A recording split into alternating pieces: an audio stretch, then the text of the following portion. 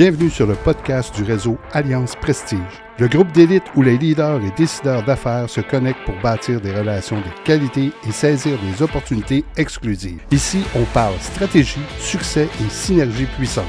Des contacts de valeur, des échanges impactants, une communauté d'exception. Réseau Alliance Prestige, l'élite du réseautage.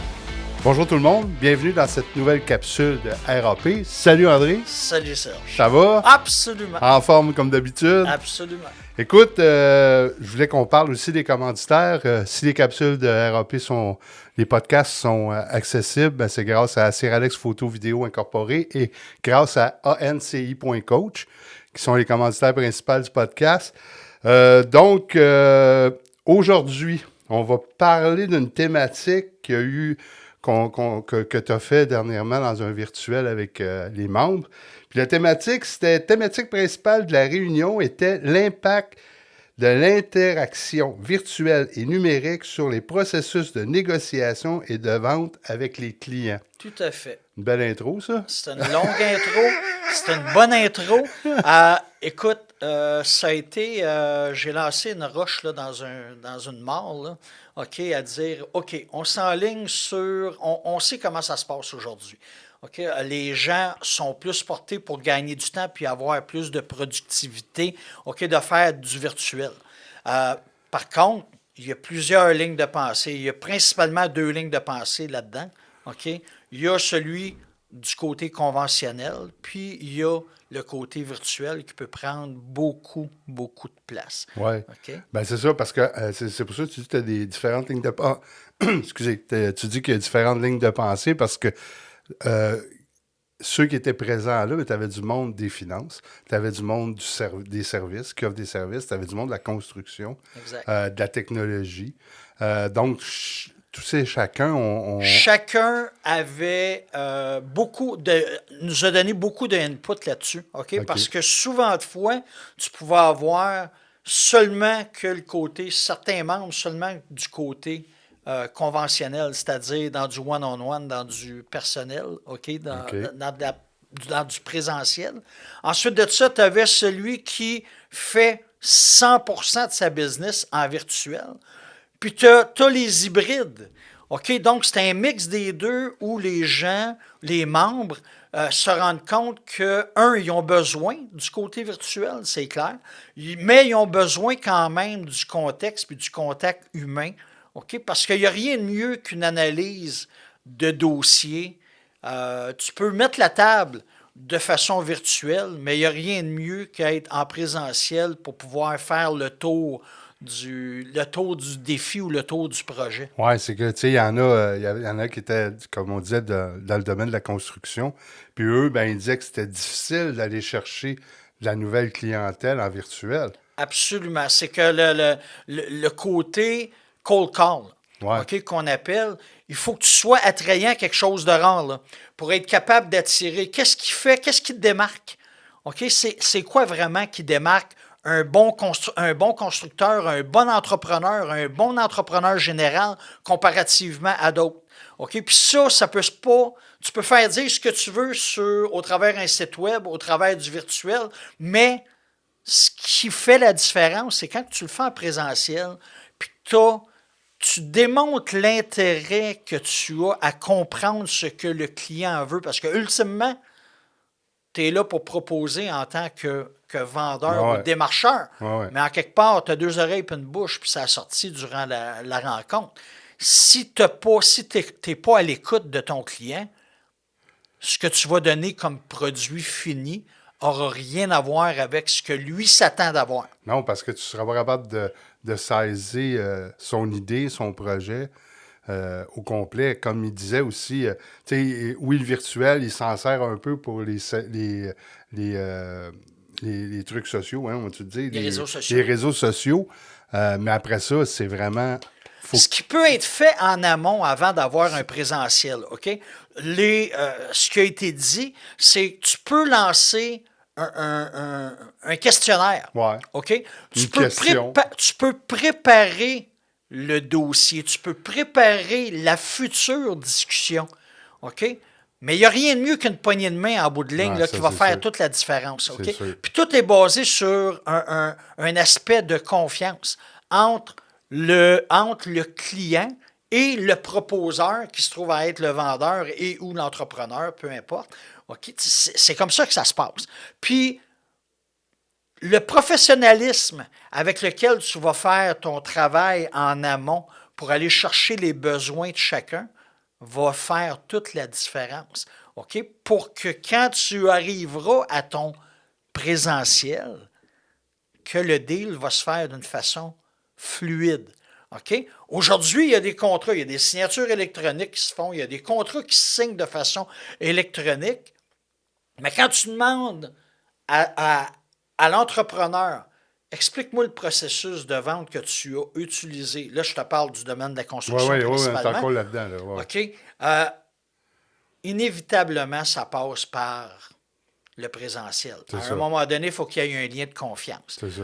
Dans du domaine de service, de logiciel, par exemple, ou de CRM, ou peu importe, OK?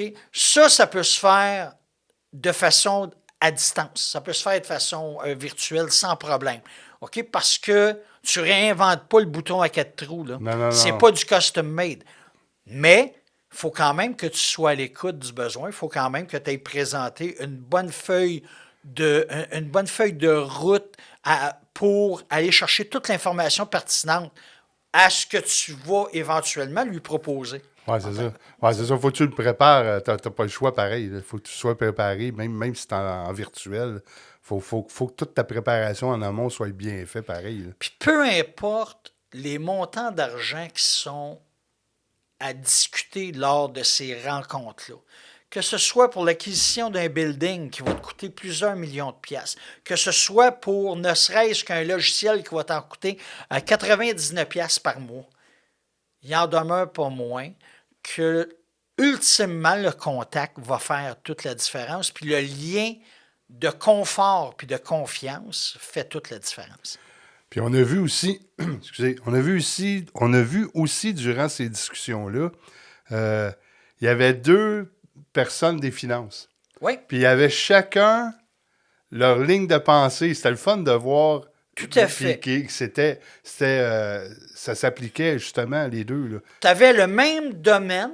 Oui, c'est ça, la même affaire. Vu de façon différente par deux planificateurs, on va les appeler planificateurs financiers, qui pensaient de façon différente, à savoir un qui fait 75% de son chiffre d'affaires de façon virtuelle. OK? Donc, lui, il a réussi à créer un lien de confiance à distance avec ses clients, qu'ils soient nouveaux clients ou qu'ils soient clients existants. Tu as l'autre ligne de pensée, OK, que lui, c'est important pour faire une analyse. Tu sais, quand tu parles de planification financière, tu te dois d'aller dans des discussions vraiment intimes avec ton client. Puis, écoute, ces deux façons de faire qui sont à succès pour ces 2 entrepreneurs-là, pour ces 2 planificateurs-là, qui font leur carrière là-dedans. Donc, en quelque part, il y a probablement un travail hybride qui est fait à un moment donné. Donc, tu sais, puis surtout dans le domaine financier, c'est tellement touché. Ben oui.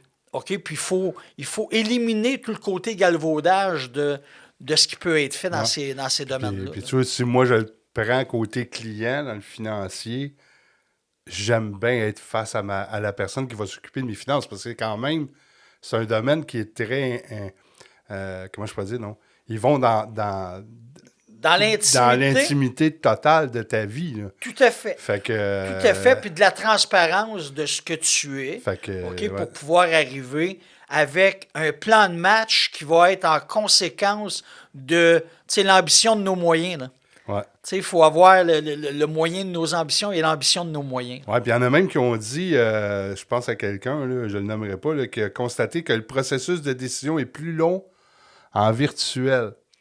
C'est que le retour. Les échanges de courriels, c'est du virtuel. Ouais, les échanges de textos, c'est du virtuel. Toi, comme entrepreneur, vendeur, OK, tu as à dealer avec la vitesse de réponse que tes clients vont prendre. OK? Il y a toujours moyen de dire à un moment donné pour un client pour se désister, je ne l'ai pas reçu ton courriel, je l'ai pas. Donc, tu comprends? Donc, le côté attente fait toute la différence. Dans du one-on-one, quand tu as réussi à booker un meeting, les commitments, tu peux aller les chercher on-site. Tu peux aller les chercher sur place sans problème. OK? Tandis que du côté virtuel, tu peux avoir un commitment dans un FaceTime ou dans un Google Meet.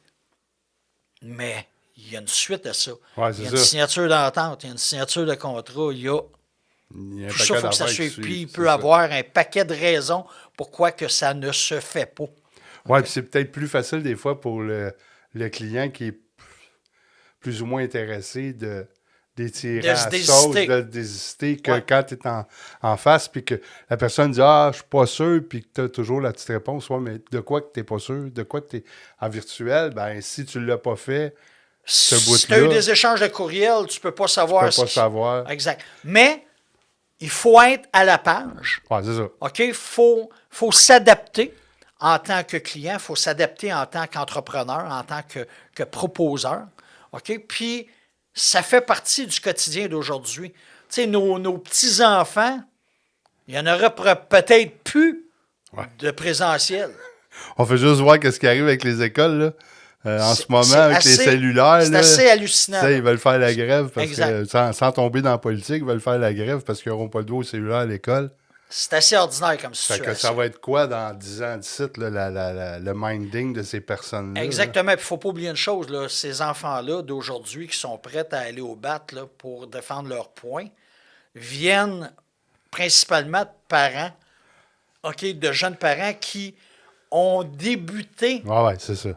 Cette façon de faire-là. Puis moi, le vieux, là, qui est à la page du côté virtuel, qui est à la page du côté cellulaire, qui est à la page dans le domaine, dans toutes ces technologies-là, moi aussi, là, c'est vitesse grand V d'adaptation. Là. Ben oui. Puis c'est vitesse grand V d'adaptation que tout le monde se doit de prendre. Là. Fait que là, on se rend compte, avec ces échanges-là, que le domaine que tu as a une influence aussi sur la manière que tu vas travailler, soit en virtuel ou en présentiel. Tu sais, il y en a qui ont dit, moi, dans mon domaine, des fois, il faut que je demande des données, des trucs spécifiques, personnels, des codes d'accès. En virtuel, les clients sont moins chauds à ça. Là. Ils vont aimer te voir en vrai pour voir, OK, là, c'est beau, là, je vais te donner mon code, là, mais tu sais, je veux dire, je veux savoir à qui je le donne. Tu sais, là, ultimement, là, puis en conclusion, là, dans la rencontre, là, ce qui a été dit, c'est que le proposeur, le vendeur, OK, se doit d'être malléable, se doit être en mesure d'offrir selon ce que le client veut avoir, se doit d'être confortable avec autant le côté virtuel que présentiel. C'est ça. Tu sais, ça, c'est la conclusion qui est sortie de tout ça. L'évolution va faire en sorte que même le receveur qui est le client, lui, doit aussi ou peut aussi s'adapter, dépendant de sa volonté. C'est sûr que c'est ça. Il va y avoir une évolution là-dedans, c'est certain. Yes. Quelle tangente ça va prendre? God knows. Ouais, c'est ça, on ne sait pas trop. Hey, André, ça a été encore le fun de discuter de cette belle thématique-là qu'on a eue. Cette belle thématique-là, là, puis surtout, ce qui est plaisant, là, ce qui est vraiment, vraiment le fun dans tout ça, là, c'est le côté participatif des membres. OK? Les échanges qui sont faits t'amènent du bœuf sur l'os. Là. Tu comprends? Puis les gens se rendent compte que c'est vraiment, vraiment intéressant de savoir les défis, on les a tous. Puis on est capable de les partager. Puis c'est ce qui se passe durant ces virtuels-là, puis même durant les déjeuners. Les déjeuners aussi. Exactement. Eh bien, écoutez, bonne écoute de ce podcast. On vous partage le plus possible. Allez vous inscrire sur notre chaîne YouTube. Et puis, André, toujours un plaisir de te voir. À la prochaine, mon cher. C'est ça. À la prochaine. Yes.